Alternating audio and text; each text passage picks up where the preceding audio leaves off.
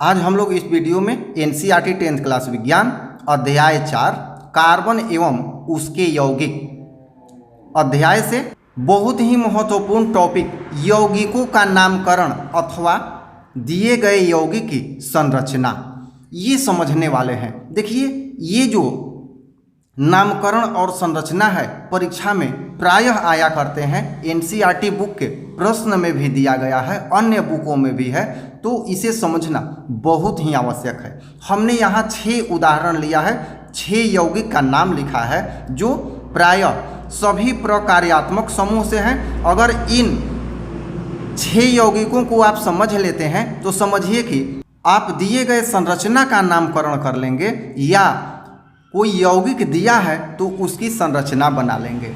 ये दोनों ही कार्य आप आसानी से कर लेंगे यदि आज का ये वीडियो आप अंत तक देखते हैं तो चलिए इन 6 यौगिकों को एक एक करके प्रारंभ करते हैं।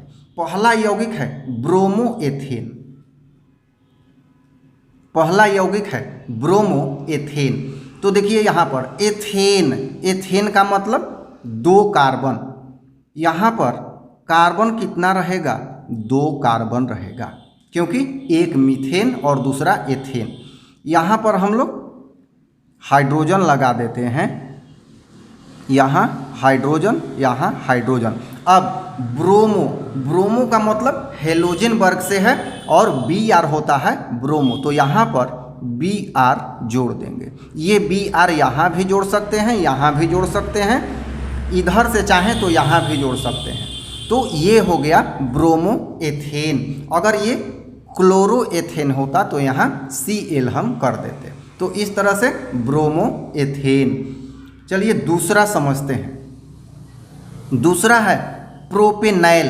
देखिए प्रोपेनॉल, मीथेन, एथेन, प्रोपेन अर्थात 3 कार्बन। तो 3 कार्बन हम नाम के आधार पर पहले लिख लेते हैं। अब प्रोपेनॉल, इसमें एल है अर्थात एल्डिहाइड है। अनुलग्नक क्या है? एल है, तो एल्डिहाइड है। एल्डिहाइड है, एल्डिहाइड का मतलब यहाँ अंतिम कार्बन पे डबल बॉन्ड से O और यहाँ पर H, ये लास्ट में जुड़ा रहेगा। यहाँ पे हाइड्रोजन रख देते हैं, यहाँ भी, यहाँ भी, यहाँ हो गया। तो इस तरह से ये हो गया प्रोपेनॉल अर्थात क्रियाशील मूलक क्या है? एल्डिहाइड है और प्रोपेन है, तो इसमें 3 कार्बन होने चाहिए। तो इस तरह से इसका नाम क्या होगा? प्रोपेनॉल। एक बार सबको रिवर्स प्रोसेस में भी देखेंगे कि अगर ये संरचना दिया रहे तो इसका नाम क्या होगा। चलिए यहाँ पे तीसरा 2 ब्यूटेनोन। अब 2 पे अभी ध्यान नहीं देंगे, अभी ध्यान देंगे ब्यूटेन और ओन। तो पहले ब्यूटेन, ब्यूटेन का मतलब 4 कार्बन, 4 कार्बन। ओन, ओन का मतलब है कीटोन। तो कीटोन, अब ये 2, तो कीटोन कहाँ पे?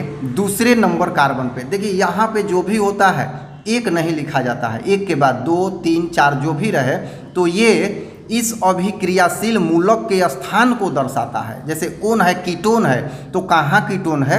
दूसरे नंबर कार्बन पे। तो यहाँ पर या तो इधर से दूसरा नंबर कर लें या इधर से, कहीं से भी हम कर सकते हैं। तो हम इधर से करते हैं, तो यहाँ पे दूसरे नंबर पे कीटोन, और कीटोन का क्या होता है? कीटोन का संकेत या अनुलग्नक क्या होता है? यहाँ पर O होता है, डबल बॉन्ड से कार्बन से जुड़ा होता है। और कीटोन में एक कंडीशन होता है कि इधर भी कार्बन होना चाहिए और इधर भी कार्बन होना चाहिए, जिस कार्बन पे डबल बॉन्ड से O जुड़ा रहे। अब देखिए 2 ब्यूटेनोन, तो दूसरे कार्बन पे हमने कीटोन कर दिया और 4 कार्बन है, तो मीथेन, एथेन, प्रोपेन, ब्यूटेन। तो ये हो गया 2 ब्यूटेनोन। अब जितना भी बाकी है यहाँ हाइड्रोजन रख देते हैं सब पे।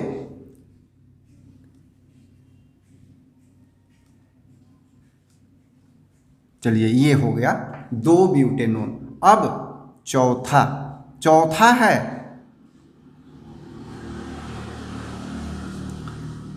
3-क्लोरोहेक्सेन। अब देखिए हेक्सेन है तो हेक्सेन का मतलब methane, ethane, propane, butane, pentane, hexane, मतलब 1 2 3 4 5 6 कार्बन होंगे। अब 3 क्लोरो अर्थात क्लोरीन कहाँ है? तीसरे नंबर कार्बन पे। हमने पहले ही कहा है कि ये जो अनुलग्नक है इसका स्थान बतलाता है, उसके पहले जो अंक दिया है, तो तीसरे नंबर पे 1 2 3, इस पे या तो ऊपर लगा दें या नीचे लगा दें, कहीं भी लगा सकते हैं। क्लोरो है तो Cl लगा देंगे।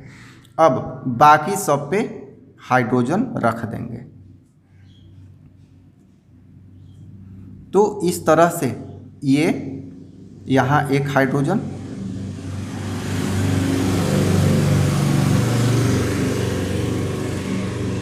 तो इस तरह से ये हो गया 1 2 3, 3 क्लोरो और कितना कार्बन है? 6 है तो हेक्सेन।